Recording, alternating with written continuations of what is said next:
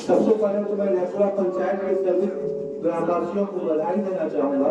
और धन्यवाद करूंगा कि उनके गांव का बेटा अपने गांव में शुरुआत किया है, तो कम से कम पूरे गांव पूरे समाज के लोग उसे सहयोग कीजिएगा, क्योंकि शुरुआत में समाज का गांव का किसी को भी आगे बढ़ने में सहयोग बहुत जरूरी होता है। और प्रिंस को जो एक नवयुवक है जिसने मुझे सहायता किया है कि हम गाँव में आकर कोचिंग चलाए हैं, उसको मेरी बस एक ही सलाह होगी कि शुरुआत के समय में जब मैं दिल्ली में जॉब करता था तो मैं जम्मू आने से संकोच करता था, तो मैंने अपने पिताजी से पूछा था पापा जम्मू आने में क्लिनिक चलेगा मेरा,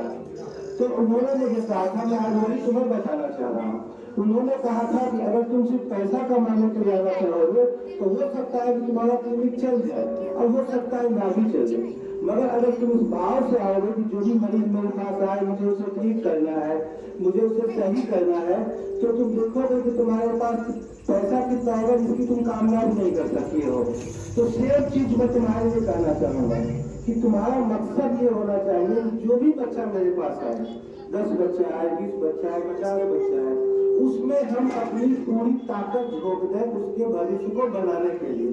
अगर तुम ऐसा करते हो तो फिर तुम्हें पैसे के बारे में सोचने की जरूरत नहीं है, क्योंकि तुमने देखा होगा कि खान सर हो गए या बहुत सारे लोग, सुपर थर्टी है जहाँ पे कि लोगों ने फ्री में पढ़ा के कम पैसा में पढ़ा करके आज उन लोगों ने जितना नाम कमाया है, जितना पैसा कमाया है, आज वो सभी लोग एक सेलिब्रिटी बन चुके हैं। तो ये जरूरी है कि हम जिस काम के लिए आए हैं, हमने जो सोचा है कि इस गांव में अगर टीचर हमारे पास नहीं है तो हमारा फर्ज है कि हम पढ़ाने की कोशिश करें, तो हमारा सिर्फ यही होना चाहिए कि जो बच्चा आ जाए उसको हम पूरी कोशिश से मेहनत से पढ़ाएं।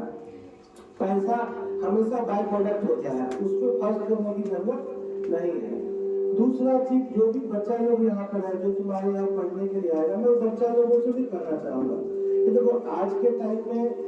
ऐसा हो चुका है कि हम लोग ने अपने दिमाग को ना मतलब कॉन्सेंट्रेट करके रखा है। कैसे है, इस दिमाग में हम गाना भी सुनेंगे, मूवी भी देखेंगे, बहुत तरह का चीज करेंगे, तो चाहे ना चाहे हम जिन लोगों के साथ रहते हैं, जो सुनते हैं, जो देखते हैं, वैसा धीरे धीरे मेरा स्वभाव होने लगता है। तो अभी के समय में हमें अपने पूरे ताकत के साथ, पूरे जोश के साथ हमें ये सोचना है कि जो 5 साल 10 साल हमारे पास है उसको हम अपने पढ़ने में लगाएं, क्योंकि अगर हमने ये 5 साल 10 साल पढ़ाई में दे दिया तो फिर पूरी जिंदगी तुम आराम से रह सकती हो। तो क्या ये 10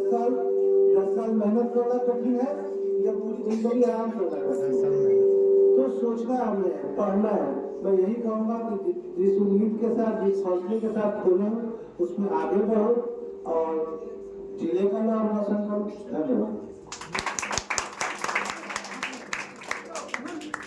देखिए, बुलाते हैं।